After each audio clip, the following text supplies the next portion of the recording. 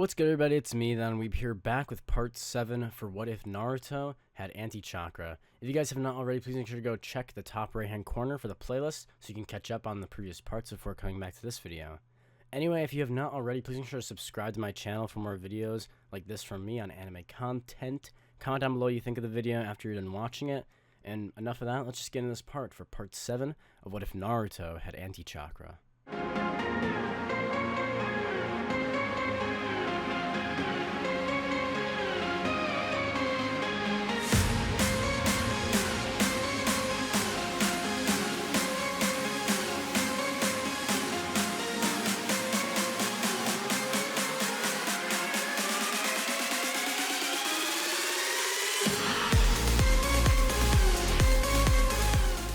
Naruto and Jiraiya walk into the bar, having found Tsunade in just under a week before Naruto would have to return for the final phase of the Chunin exams. As Naruto and Jiraiya would enter the establishment, they would then choose to sit at the same table where Tsunade and Chizune are sitting. As the two would take a seat, Tsunade would already be pretty plastered, having drunk quite a few pints by the time that Jiraiya and Naruto had already entered the building. And Chizune was just sitting there making sure that her master, as her attendant, wouldn't do anything shameful.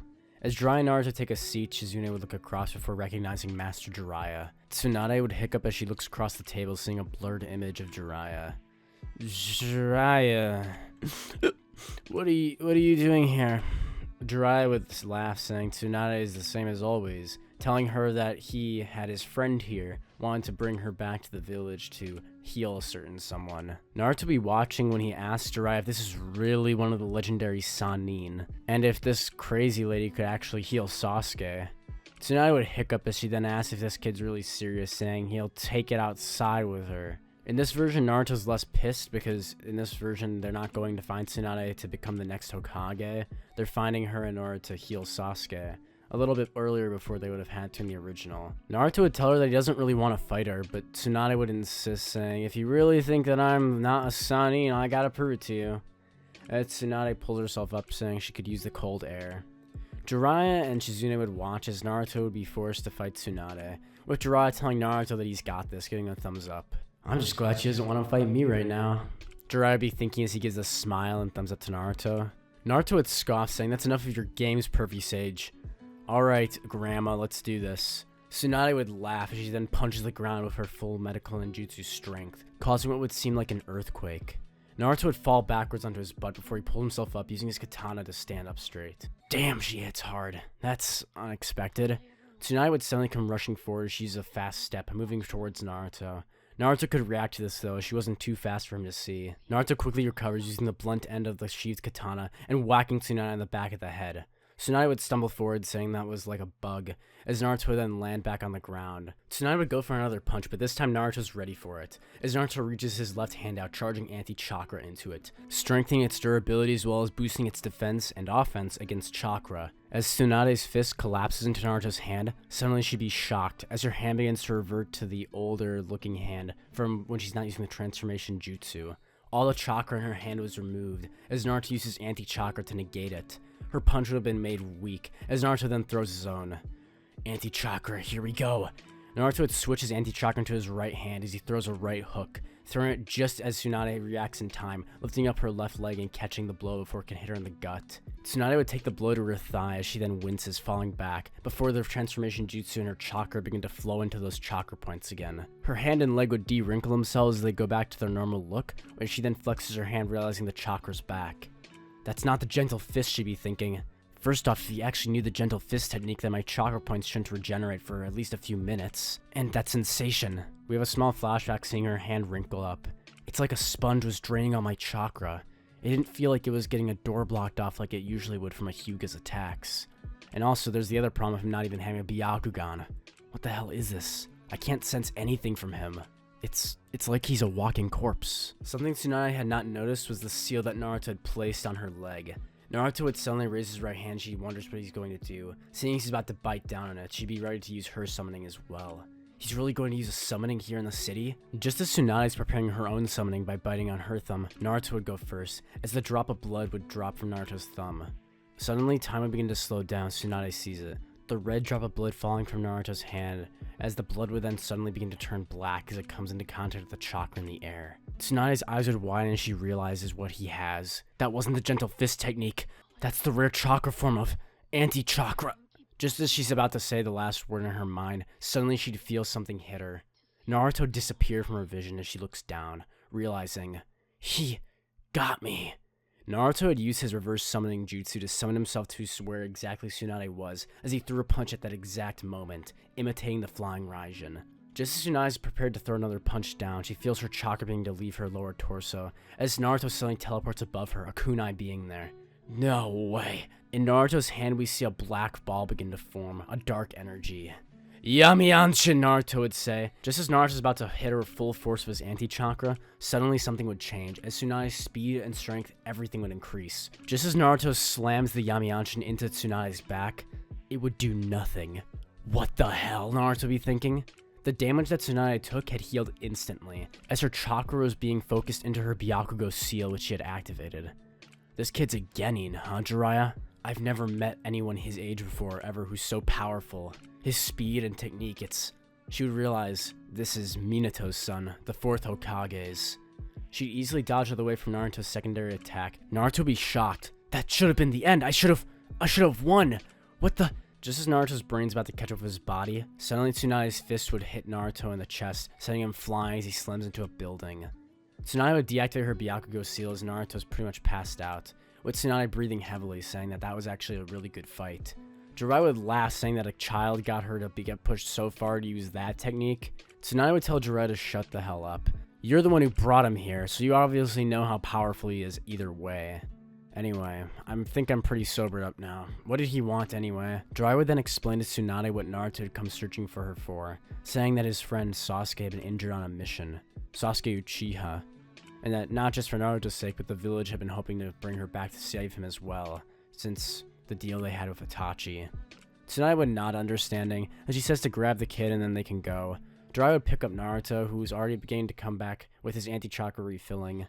Naruto would begin to rub his head, asking that really hurt, and Tsunade would be kind of shocked, realizing that his stamina and physical strength are also insane. Now you guys might be wondering, why did Naruto's Yamianshin not take Tsunade out in one hit? And that is because the Byakugo seal, which you guys know about, is an incredibly fast recovery jutsu. So you guys, if you don't know what the Byakugo seal is, it's Tsunade's main signature jutsu she uses when she's out of options. So the fact that Naruto at this age is able to push Tsunade that far, to the point where she's actually forced to use that technique, is pretty impressive. So Naruto is very strong in this timeline, and the Yamianshin did damage her. Her chakra took a massive blow. It's just the Byakugo seal can heal so fast that it appears like they have instantaneous recovery. Anyhow, the trip back to the Leaf Village would take almost all the time left that Naruto has before the Chunin exams. So on his way back, he continued to train with both Jiraiya and Tsunade, mostly working on his anti-chakra control. And now having a good handle on the 2 new techniques that he's learned over the past month with Jiraiya, Naruto will be ready to fight Neji. Half a day before the start of the Chunin exams would begin, they'd arrive early in the morning, as Tsunade, Jiraiya, Shizune, and Naruto would finally make it to the Leaf Village gates, all breathing extremely heavily as they had all ran all the way back to the Leaf Village at top speed. Naruto would immediately take Shizune and Tsunade to the hospital where Sasuke is being kept at, where the 2 of them begin work on Sasuke. Naruto would go get rest for the next part of the day, with Jiraiya keeping watch to make sure to wake up Naruto before the start of the Chunin exams. Naruto would get a lot of rest and he'd finally be fully recovered, as his stamina and anti-chakra would be at their top form. Jiraiya would wake up Naruto as he tells Naruto to go to the examination site. Naruto would ask Jiraiya if he's going to come watch his fight, with Naruto having a hopeful look in his eyes. Jiraiya would then say he'll try, but he's going to go check on Tsunade first to make sure she's not overworking herself, and also to see if Sasuke is awake yet. Naruto would smile, saying he understands, as he then walk out the door, hoping for the best. As Naruto arrives at the Chunin Exam Stadium, his fight with Neji would be one of the first ones. But he would have a bit of time, with another match happening before his, that being Shikamaru and Tamari's. As Naruto watches the 2 fight of Shikamaru and Tamari, he begins thinking about Neji, his fighting style. He remembers as he closes his eyes all of the moves that Neji had done against Hinata. As Naruto thinks, he then wonders if Hinata is okay, thinking back as he feels a little bit of empathy. Naruto would actually spot Hinata in the stands as he would get up and then go to approach her, before remembering what had happened when he had saved her that one time as a kid, and he would then sit back down, thinking that he doesn't really want to see her anyway. Soon, the time had come to an end, as it was finally time for the matchup. The matchup between Naruto Uzumaki and Neji Hyuga. Naruto would hop into the ring as he slides all the way down the wall, as Neji would then enter as well. The two would then meet towards the center of the arena as Neji would narrow his eyes at Naruto. Naruto's eyes would focus on Neji as he tightened his fist, thinking of all the things Neji had done, watching what Neji had said to Hinata, someone that Naruto wanted to protect. Neji would then say to Naruto, "You still think you can beat me with that pathetic level of chakra? It's like you don't even have any to begin with," he would say. As Neji laughs, activating his Byakugan as the countdown starts. 3, 2, 1. Fight. Naruto would take the offensive as he rushes forward, stepping as his body moves almost like a body flicker. Flashes of black and orange of Naruto's katanas being unsheathed as Naruto moves around the arena walls, bouncing faster and faster. Neji would finally catch up to Naruto with his eyes as he sees Naruto pouncing at him with his katana. Neji would turn around, pulling out 2 kunai and using his arms in X formation, blocking both katana. Naruto wouldn't give up though, as he knows that physically he should be stronger than Neji, as Naruto would tighten his arms as he pushes down with all of his strength. Neji's wrists would begin to crack as he feels his bones almost breaking. This kid's going all out. Neji would drop both kunai as he does a backflip backwards, now moving some distance away from Naruto. Naruto would move his face to look like as if though he was surprised. As Naruto jabs both his katana deep into the ground, he'd begin pulling on them, acting as if though he couldn't pull them out. They're easy to pull out, Naruto thinking. But in order for this to work, this strategy, he needs to think that I can't. "Oh? Shove those 2 deep into the ground, huh?" Neji would say. "Well, luckily for me, close combat's my whole thing, and you're in range. 32 trigrams, 64 palms." Neji begins to use the attack as Naruto smiles, saying this is what he's been waiting for. "Oh no, Neji, you walked into my trap." While Naruto was bouncing around using his body flicker-like technique with his speed, he would not have noticed, Neji wouldn't have noticed, I should say, that Naruto had placed multiple sealing jutsu, summoning seals to be precise, around the stadium, one particularly right where Neji was standing right now. Suddenly Naruto would lift his hand as he bites his thumb, red, then black blood spilling out, as Naruto would teleport right behind Neji. Yamianshin.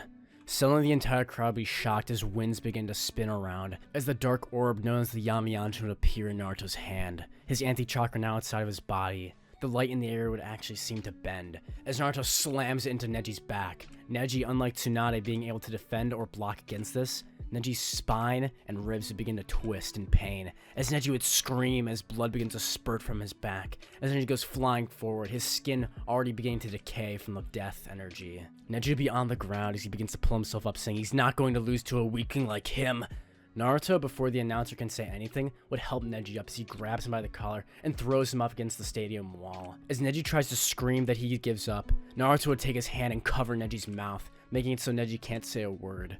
Gaara would actually be a bit perturbed by this, as he's watching Naruto's actions. Naruto would turn with cold eyes towards the announcer, before he would ask calmly if the person either has to be knocked out or give up, in order for him to win, right? The shinobi would nod, a bit shocked and disgusted from what Naruto was doing. Hinata would be watching, and for some reason she began to cry. She didn't know why. Even the Hyuga family would begin to feel pain for Neji, even though he was just as part of the side branch. Naruto, grabbing Neji by the head, would begin to run across the ground, the sandy ground at top speed, as he drags Neji against the ground, causing a streak of blood across the stadium. Neji would be crying in pain, as his Byakugan had already been deactivated by this point. Neji would be mercilessly clawing at Naruto's arm, it doing nothing. Naruto would say, "I guess it's time to end this," as Naruto would throw a kunai high up into the air. As Naruto teleports, bringing Neji with him, high into the air where the kunai was. Naruto would then with his other hand create a shadow clone, which he himself would use to kick off of, as he goes flying towards the ground, Neji's face still in his hand. The entire stadium would gasp, as Naruto rushes down at a sickening speed. Naruto, having already fallen deeper and deeper into the darkness of the Anti-Chakra, having already lost all sense of himself, given into the fight, given into bloodlust. We hear a sickening splat as Neji is smashed against the ground, completely unconscious as his skull is cracked open. A pool of blood begins to form on the ground, as people in the stands begin to boo. Naruto would stand up saying the fight's over, as he begins to walk away. People in the crowd would be shocked in silence, watching this brutal battle. The Hyuga kid, who was supposed to have the advantage and defeat this kid easily, was destroyed, battered, and bruised, left like a piece of trash along the sidewalk on the ground in a pool of blood. Medical ninja would be sent to the scene immediately, as Naruto would have won his fight. Back at the stands, we see Hinata in tears, as she just watched the person that she had loved brutalize a member of her family. Even though Neji wasn't kind to her, he was still her cousin, and the way Naruto had been was not like what she had thought Naruto was like at all. that there was no way that was Naruto. As Naruto walks back to the stadium, Sakura would look scared of him for some reason. Naruto would sit down casually asking what's up, with Sakura saying nothing, as she remembered the time when she had called him a monster, thinking, would he do that to me? Naruto would be silent as he thinks about that fight, with a bit of a smile curling on his face. I hope Jiraiya-sensei saw me. I hope he saw how powerful I was. Meanwhile, at the hospital, Tsunade has finished healing Sasuke, as he recovers immediately, opening his eyes as he regains consciousness. My head. Naruto, where? Sasuke would look around as he's looking for where Naruto was. He was just on the land of waves on the bridge. He just got hit by some attack from that guy, but where the... Sasuke would look up as he sees Jiraiya and Tsunade, not knowing who they are. Where's my team? He would say as he begins to pull the blankets off. Tsunade would tell him to calm down, saying that he just got fully recovered. The two would tell Sasuke that he's been out for almost 2 months, and that Naruto had actually fought for him to have a place in the Chunin exam so that he wouldn't be left behind by him and Sakura. Sasuke would understand as he realizes what's going on, saying that he needs to get to the stadium immediately. He doesn't want to fail Naruto again, and also he needs to talk to him. As Sasuke would then rush out of bed getting his clothes on and kunai and everything he needs, he'd rush to the stadium as he enters it. Naruto would suddenly turn around as he senses something. As he looks, his eyes locking to Sasuke, Naruto would suddenly have a glimpse of joy, a glimpse of what it had been before. As Naruto stands up, running forward. Sasuke! You're alive! Naruto would begin to tear up before Sasuke tells him that he's a big crybaby, pointing at him. Naruto would tell him to shut up as he points back at him, telling him to get in the ring and go fight. He saved the spot for him after all, kept it warm. Naruto would go sit back down, telling Sakura that Sasuke is okay, and the light that was usually in Naruto's face before this point, before Sasuke had been injured, had returned. Naruto was no longer that dark place after seeing Sasuke all fine and well, but something had fundamentally changed inside of him. The trauma that he experienced from seeing Sasuke like that, someone who had risked their life to protect him, had changed something in Naruto that will never go away. Now it was time for Sasuke's fight against Gaara. Everyone would be excited for this, as this one hadn't been even on the match list. And Uchiha versus Gaara, the Jinchuriki of the Sand, this is going to be good. Now, some of you might already realize a problem that's going on. Sasuke never unlocked his Sharingan like he did in the original in the Land of Waves, and he also does not have the Chidori or training from Kakashi for the month. So he's going into this completely blind. And soon, everyone will begin to see that this fight is not what they remembered it to be. We see Sasuke getting beaten easily, as sand is rushing against Sasuke's skin. Blood begins to fall out of Sasuke, as Sasuke would have no idea what's going on. He's so strong! Sasuke would have no idea about Gaara's abilities, and Naruto would be watching, at first with a smile, seeing Sasuke back in a fight, before his smile slowly begins to turn into a look of horror. I did this! He'd be watching as his friend was fighting in the arena for him. Why? Naruto would be thinking in his head as he's watching, his eyes beginning to shake as a dark energy began to pour around Naruto. People in the area around Naruto begin to pass out. Sakura tried to put her hand on Naruto, telling him to stop, but Naruto would be grabbing the bar, tightening his fist around it as the metal began to bend. Suddenly, a spike of sand would go through Sasuke's chest, as Sasuke would cough up blood, just as he awakens the one Tomoe's Sharingan. But this emotion that awakened it in this timeline was not that of rage. His Sharingan would be awakened by fear. Naruto would tell Gaara to knock it off, as his rage-filled scream would echo around the entire arena. A black energy would cover the entire stadium, as the Sand Ninja who were about to use the Genjutsu on everyone would be unable to, because just as they dropped the Genjutsu, Naruto's burst of Anti-Chakra would disable it, allowing everyone to react against the Genjutsu and realizing what happened.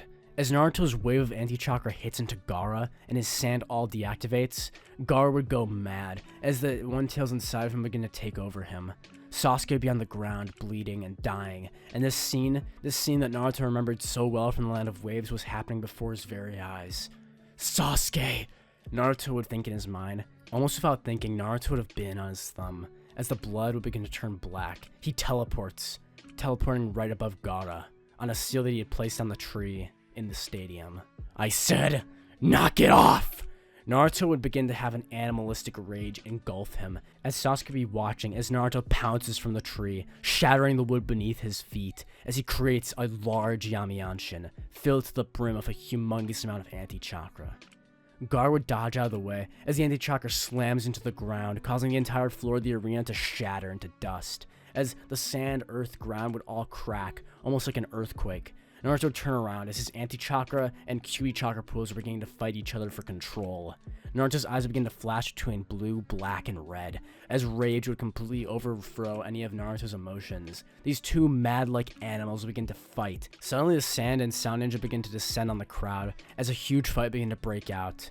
Hinata and Sakura would have recovered from Naruto's anti-chakra by this point, now that he's been out of the premises, as Gaara and Naruto begin their fight. Naruto would pick up Gaara as he began swinging him around by his tail, throwing him against the walls. His sandy body would shatter it, sending Gaara into a tree in the forest right behind it. Naruto would spare no time though as he grabs his two katanas, ripping them out of their sheaths like fangs. Naruto would yell and an animalistic scream as he rushes forward, a burst of black beginning to cover his body. But he has no idea what this is, as Naruto begins cutting at a faster rate, faster and faster, disarming Gaara, ripping off his sand armor. Gaara would desperately throw a punch with his sandy hand, the claw scratching Naruto's face, as Naruto would headbutt Gaara. The two would begin to go more and more into their chakra, as the One-Tails Tanuki would begin to form. Naruto, after using that massive Yamianshin, as well as the teleportation jutsu he had used, would have already begun to run out of his anti-chakra, as Naruto would then enter the Kyuubi's chakra. Suddenly a burst of energy would rush over the stadium again, this time red, as Naruto's body would begin to be covered with a red-orange chakra. The Two-Tails cloak from the Nine-Tails would awaken, as Naruto's eyes would turn red, his fangs of his teeth would begin to elongate, as his nails would become like claws. Naruto would quickly put his katanas back into his belt, before he would succumb to his anger.